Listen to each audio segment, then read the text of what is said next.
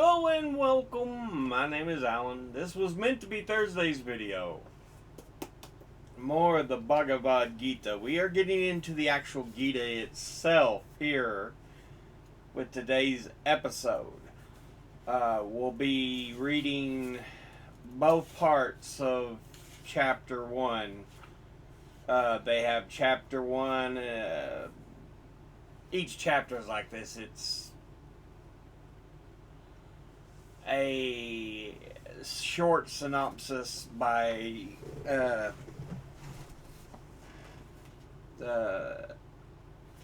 someone like a professor or whatever, and then the actual part of the Gita. But let's get into this. Chapter 1, The War Within. Sri Krishna consoles and instructs Prince Arjuna as he is about to go into battle against family and friends to defend his older brother's claim to the ancient throne of the Kurus. Thus the great scripture called Bhagavad Gita, the Song of the Lord, begins.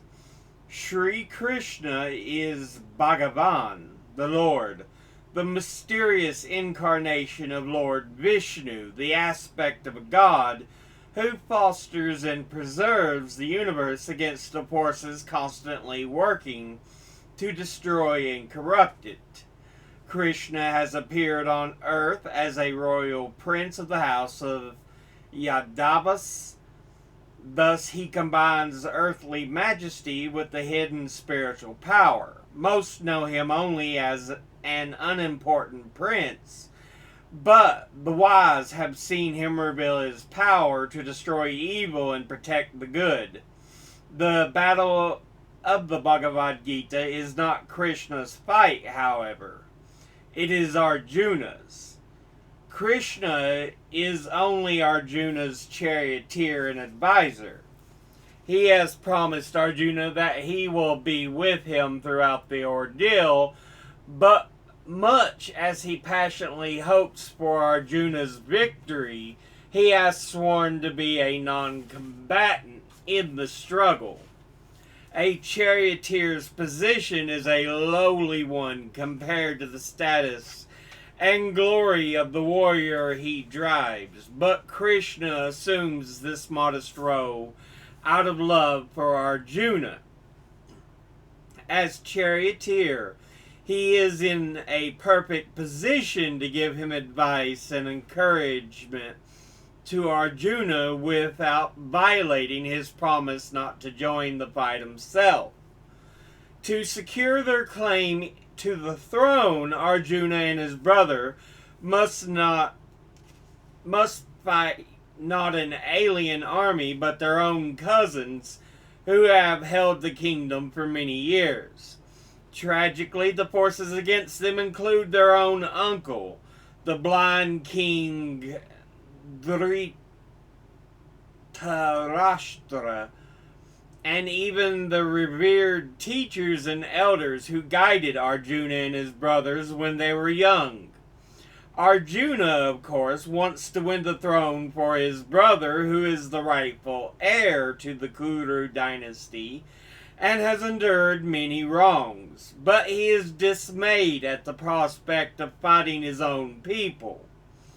Thus, on the morning the great battle is to begin, he turns to Krishna, his friend and spiritual advisor, and asks him the deeper questions about life that he has never asked before. The Bhagavad Gita is Krishna's answer. Other warriors who appear elsewhere in the drama are mentioned in this first chapter of the Gita. To Indians, these are familiar figures from the legendary past, but to most Western readers, they will be unknown and even unpronounceable names. Arjuna and his brothers are known as the Pandavas, the sons of Pandu. Yudhishthira, Bhima, Arjuna, Sahadeva, and Nakula are the other side is called the Kauravas. the sons of Kuru.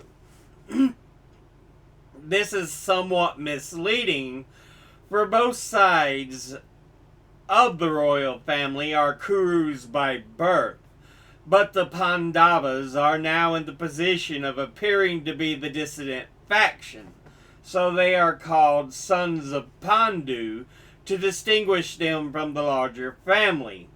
Pandu was once king of the kingdom of Hastinapura, but he retired into the forest on spiritual retreat and died young. His elder brother, Dhritarashtra, was blind since birth, so he was never named ruler, but he did share power with his brother. When Pandu died, his eldest son, Yudhishthira, should have succeeded him. But because Yudhishthira was only a boy, Dhritarashtra continued on after Pandu's death.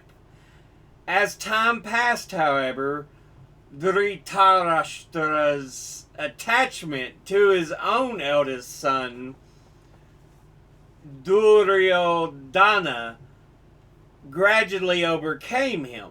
Instead of rising to royal impartiality and allowing Yudhishthira his fair claim, the old blind king began to connive at his son's demand to succeed to the throne.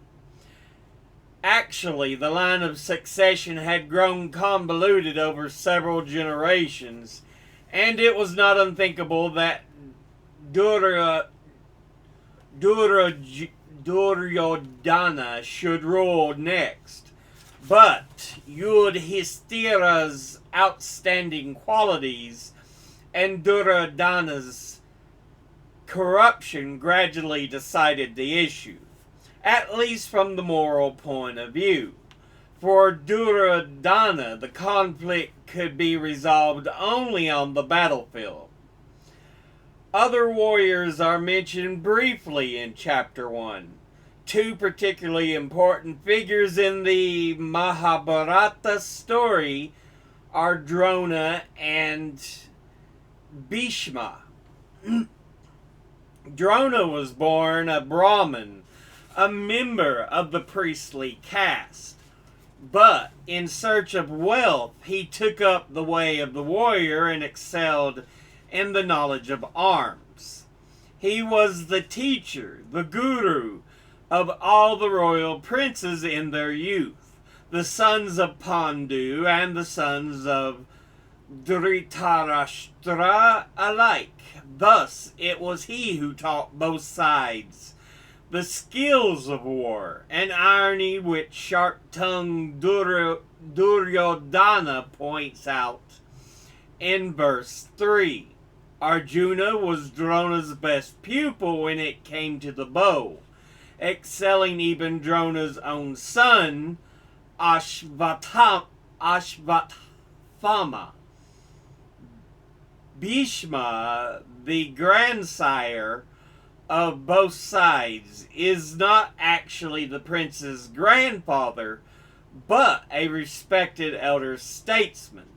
At Dhritarashtra's as his advisor for many years standing, he considers it his duty to stand by his king and try to protect him from his weaknesses and wrong decisions. Another figure introduced in Chapter 1 is Sanjaya, who narrates the entire Gita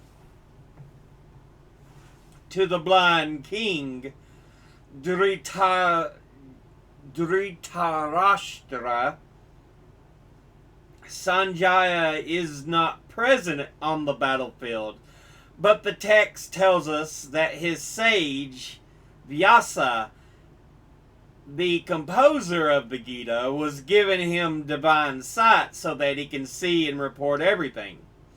Chapter 1 leaves us acutely aware that we are on a battlefield, waiting for a catastrophic war to begin. But once Krishna begins his instruction, we leave the battlefield behind and enter the realms of philosophy and mystical vision. The first chapter is but a bridge to the real subjects of the Gita, and thus need not detain us too long in our study of the poem.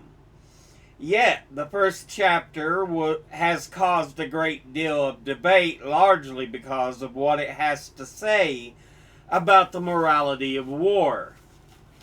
Basically, there have been 2 points of view which are almost, but perhaps not completely, irreconcilable. First, there is the orthodox Hindu viewpoint that the Gita condones war for the warrior class. It is the dharma, the moral duty of soldiers to fight in a good cause, though never for evil leaders. It should be added that this is part of an elaborate and slightly chivalrous code prescribing the just rules of war. According to this orthodox view, the lesson of Mahabharata and therefore of the Gita is that although war is evil, it is an evil that cannot be avoided, an evil both tragic and honorable for the warrior himself. War is a just cause, justly waged, is also in accord with the divine will. Because of this, in the Mahabharata, Yudhishthira and his noble brothers find their peace in the next world when they have finished their duty on earth. The mystic's point of view is more subtle. For them, the battle is an allegory, a cosmic struggle between good and evil. Krishna has revealed himself on earth to reestablish righteousness, and he is asking Arjuna to engage in spiritual struggle, not a worldly one. According to this interpretation, Arjuna is asked to fight not his kith and kin, but his own lower self. Mahatma Gandhi, who based his daily life on the Gita from his 20s on, felt it would be impossible to live the kind of life taught in the Gita and still engage in violence.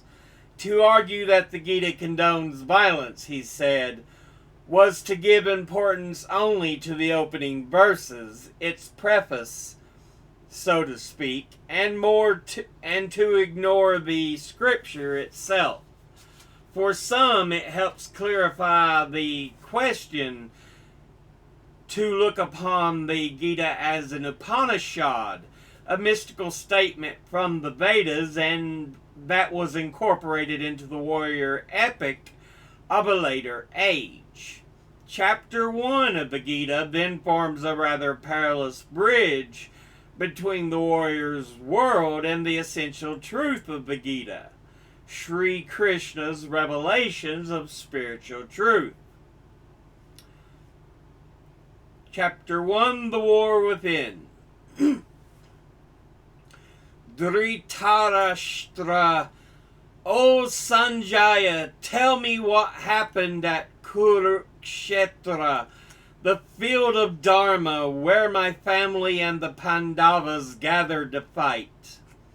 Sanjaya, having surveyed the forces of the Pandavas arrayed for battle, Prince Duryodhana approached his teacher, Drona, and spoke. O my teacher, look at this mighty army of the Pandavas assembled by your own gifted disciple Yudhishthira. There are heroic warriors and great archers who are the equals of Bhima and Arjuna. Yuyudhana, Virata, the mighty Drupada, Drishtaketu Chekitana, the valiant king of Kashi, Purajit, Kunti Boja, the great leader of Shaibya, the powerful Yudhamanyu, the valiant Uttamaujas, and the son of Subhadra, in addition to the sons of Draupadi. All these command mighty chariots. O best of Brahmins, listen to the names of those who are distinguished among our own forces. Bhishma, Karna, and the victorious Kripa, Ashvatthama, Vikarna, and the son of Somadatta. There are many others too, heroes, giving up their lives for my sake, all proficient in war and armed, with a variety of weapons. Our army is unlimited, and commanded by Bhishma. Theirs is small, and commanded by Bhima. Let everyone take his proper place and stand firm supporting Bhishma. Then the powerful Bhishma, the grandsire, oldest of all the Kurus, in order to cheer Duryodhana, roared like a lion and blew his conch horn. And after Bhishma, a tremendous noise arose of conches and cow horns and pounding on drums. Then Sri Krishna and Arjuna, who were standing in a mighty chariot yoked with white horses, blew their divine conches.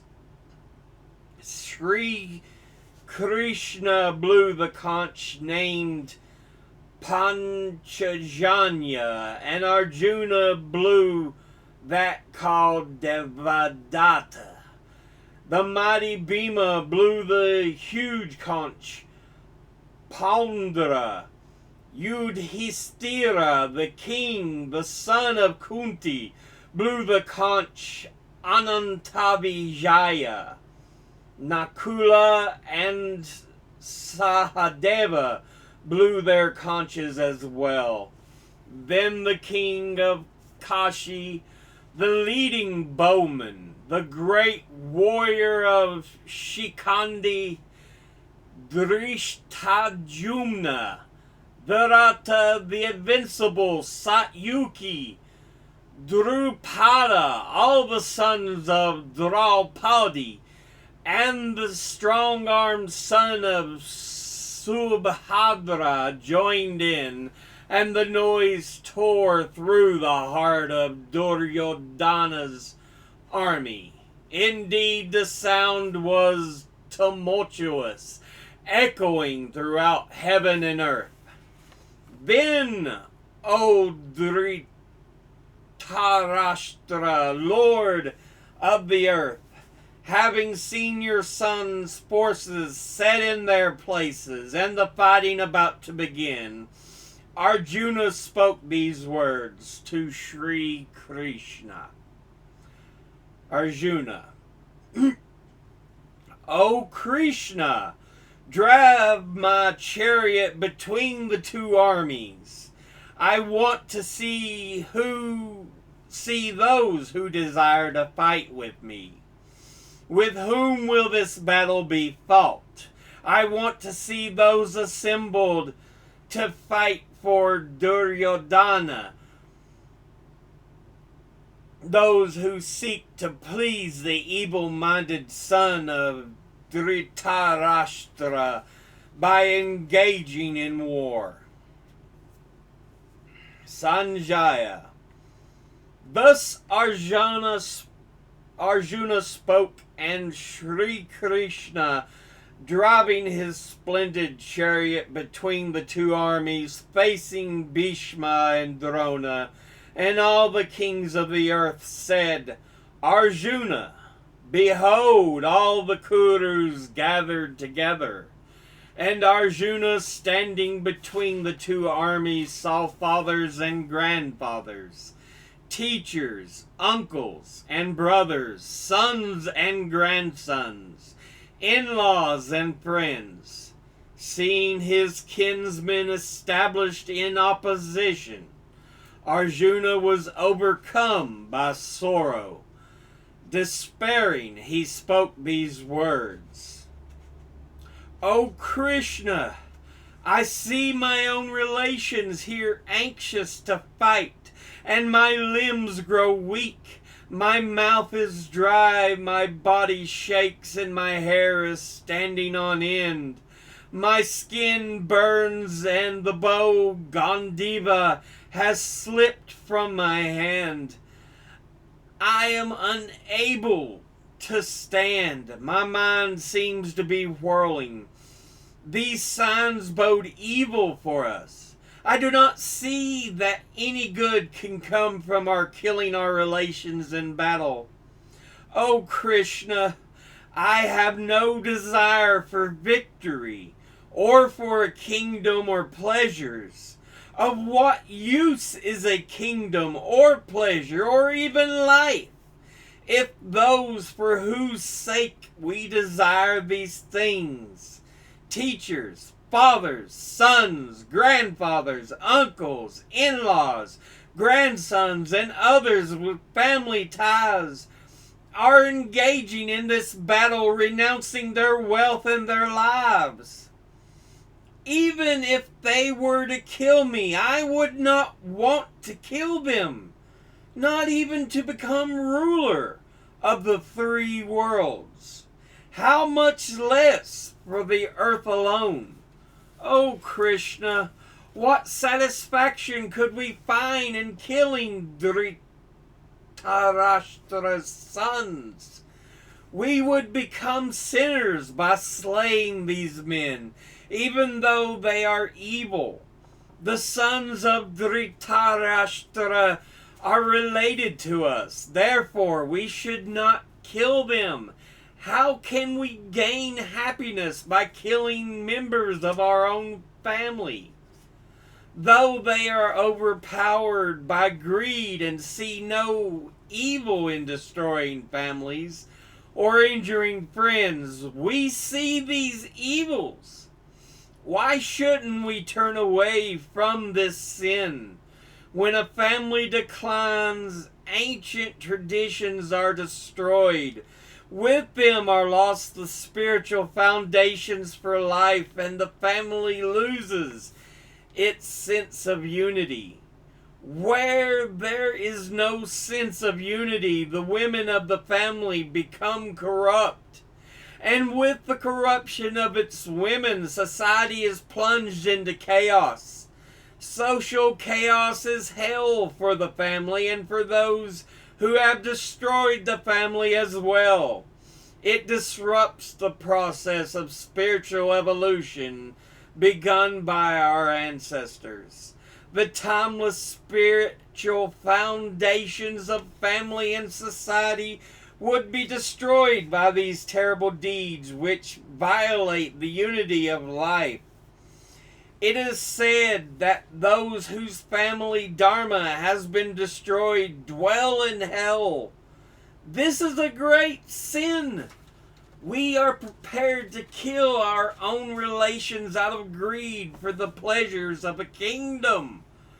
Better for me if the sons of Dhritarashtra, weapons in hands, were to attack me in battle and kill me unarmed and unresisting. Sanjaya. Overwhelmed by sorrow, Arjuna spoke these words, and casting away his bow and his arrows, he sat down in his chariot in the middle of the battlefield. That will end the reading for this episode. Yeah. So, We see the battlefield spread before us. We are given information on some of the major players. And remember, Sanjaya is our eyes, more or less, in the battlefield. He's working for Dhritarashtra, but it is through his eyes and his words we see what goes on. And so we're hearing the grief and personal struggle going on within Arjuna. And he's asking, how can this be just? There is nothing just about committing such heinous acts upon my own family, friends, my blood, my loved ones. He's like, I know we are fighting the evils that are being committed, but still, you almost wonder, is he thinking, is there not a better way? I'd rather them just kill me. I do not wish to inflict mortal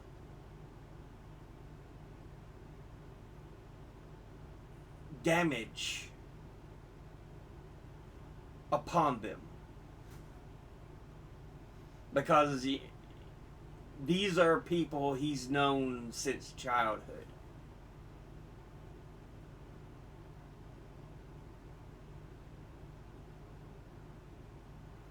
So yeah.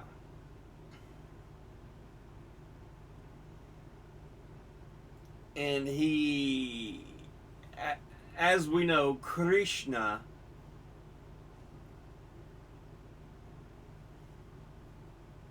is one of the primary gods in Hindu. Well, one of the primary images of God in Hinduism.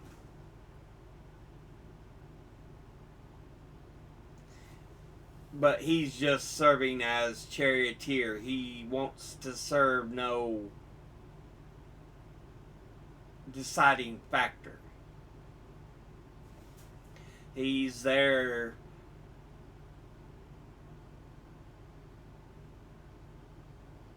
to advise Arjuna, who is one of the major heroes in Hindu mythology. I haven't watched it yet, but there's an anime where I'm sure it's based on Hindu loosely, but the character is named Arjuna, and she uses a bow as her weapon, just as Arjuna in the Bhagavad Gita here.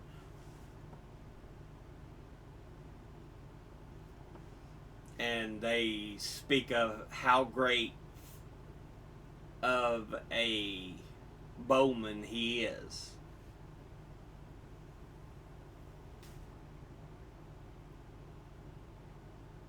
So yeah.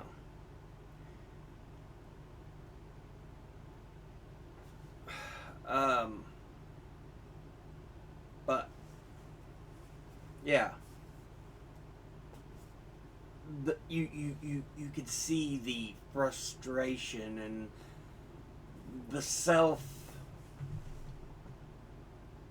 the inner turmoil struggle he's feeling. He's like, I know we seek to fight these evils, but must this be what is to be done? Why must we hurt our loved ones? Surely this cannot be the only choice.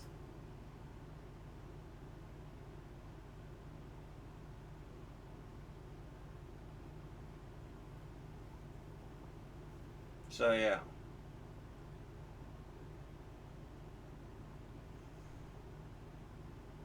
But yeah, we get a good introduction, and next episode we'll be going.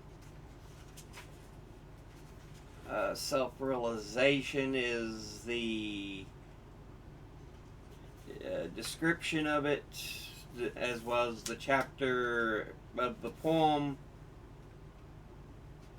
and we get Krishna speaking to Arjuna.